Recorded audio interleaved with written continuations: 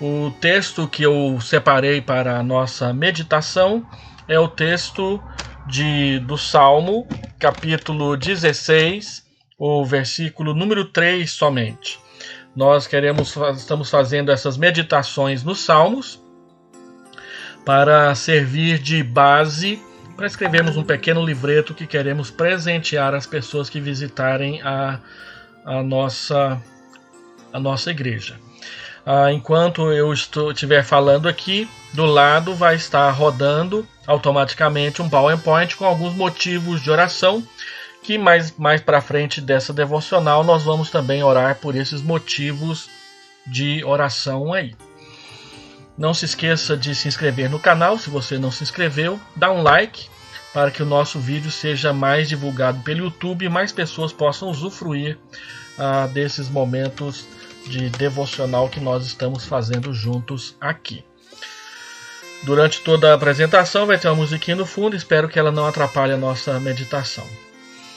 Então abra a sua Bíblia, acesse a sua Bíblia, Salmo 16, eu vou ler o verso 1, 2 e 3, mas eu vou meditar só no verso 3, tá bom? Vamos lá.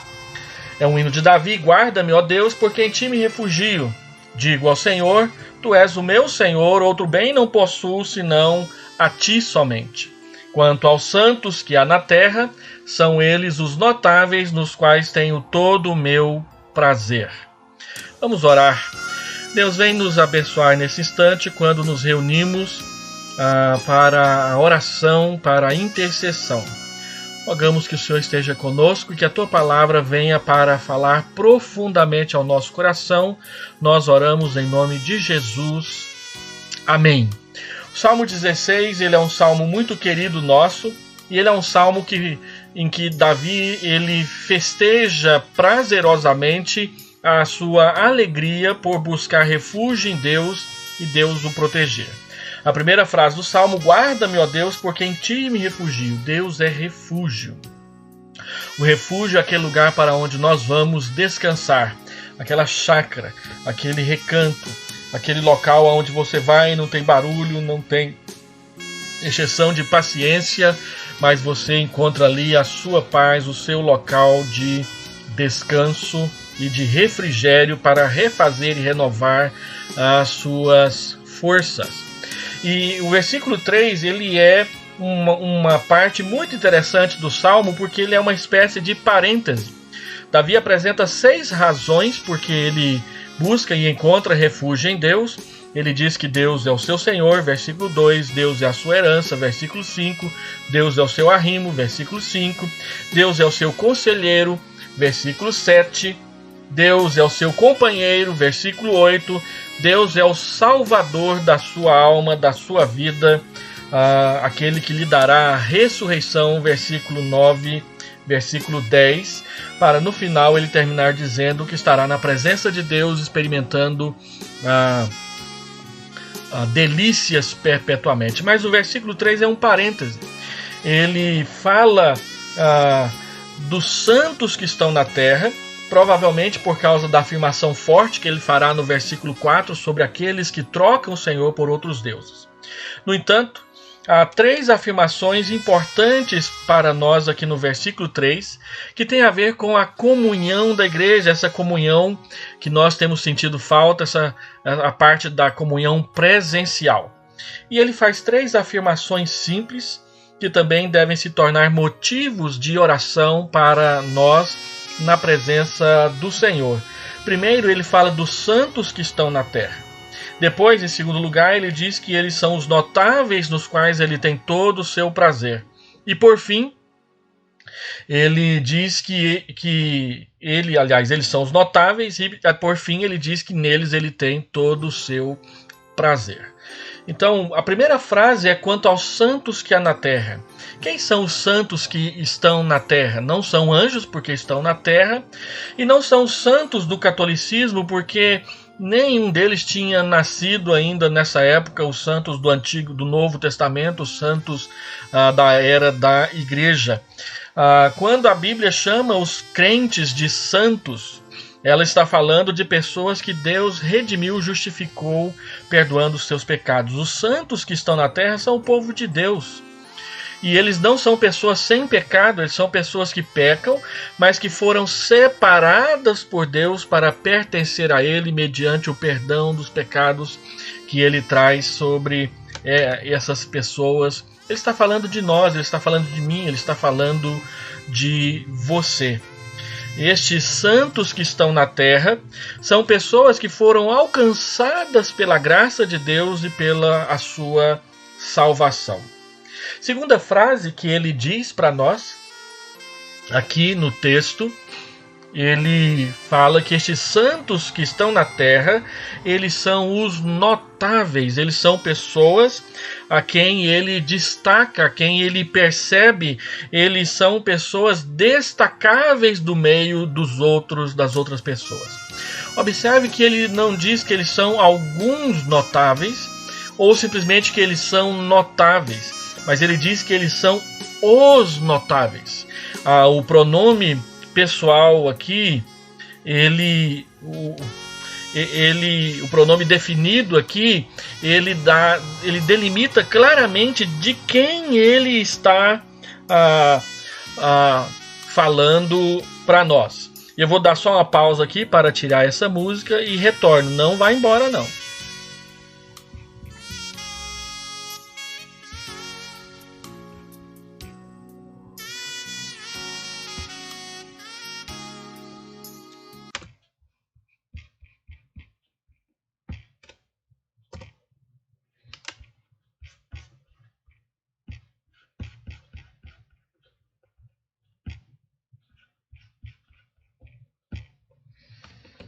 Muito bem, estamos de volta com o silêncio necessário.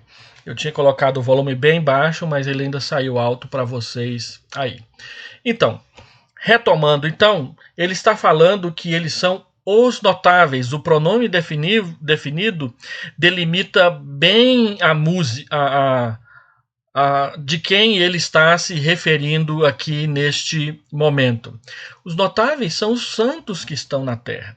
Ele está falando do povo de Deus. O povo de Deus é digno de ser notado, de ser percebido, de ser tratado de forma especial. Não porque nós somos melhores do que os outros, mas exatamente porque em Cristo Jesus nós nos tornamos povo de Deus. Por isso Paulo fala em Gálatas capítulo 6 que quando nós formos ajudar as pessoas necessitadas, nós devemos dar preferência para aqueles que são da família da fé. Não quer dizer que nós devemos tratar e cuidar só deles, mas que nós devemos tratar e cuidar em primeiro lugar, com preferência e com precedência, daqueles que fazem parte do povo de Deus. Se é para socorrer alguém numa necessidade, tem tantas pessoas necessitadas, a Bíblia nos orienta a cuidar em primeiro lugar daqueles que creem em Deus e que o amam e que o servem, assim como nós temos procurado fazer.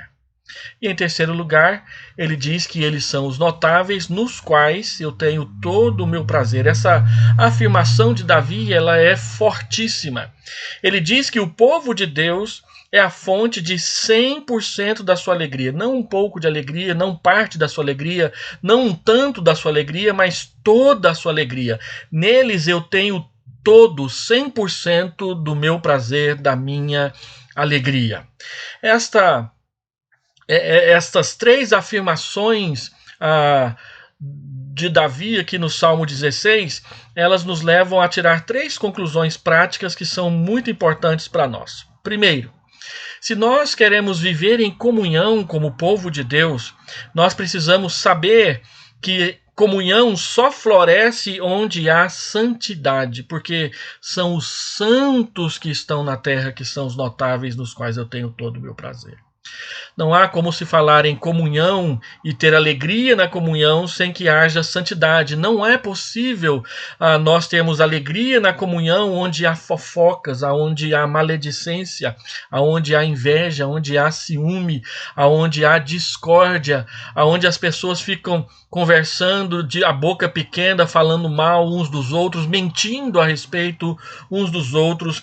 A comunhão só pode florescer e dar frutos onde houver santidade. Por isso você, eu, nós precisamos buscar santidade para as nossas vidas. Segundo, a comunhão, a alegria da comunhão, ela é experimentada quando de fato nós preferimos o povo de Deus em honra. Paulo fala isso em Romanos capítulo 12, a partir do verso 8. Preferi-vos em honra uns aos outros. É possível, só vale a pena notar os irmãos se for para honrá-los, não para denegri-los, não para falar mal deles.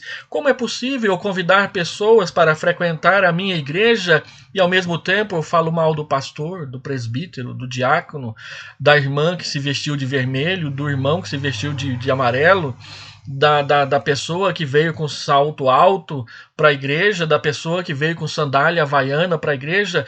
É incrível quantas coisas nós falamos mal uns dos outros e nem sequer notamos. E depois dizemos que nós honramos e amamos a igreja. Eu visitei uma senhora uma vez e ela tinha se afastado da igreja e eu fui perguntar para ela por que ela tinha se afastado. Não, ela disse: eu amo aquela igreja está no meu coração. E aí eu perguntei para ela: então por que a senhora não frequenta?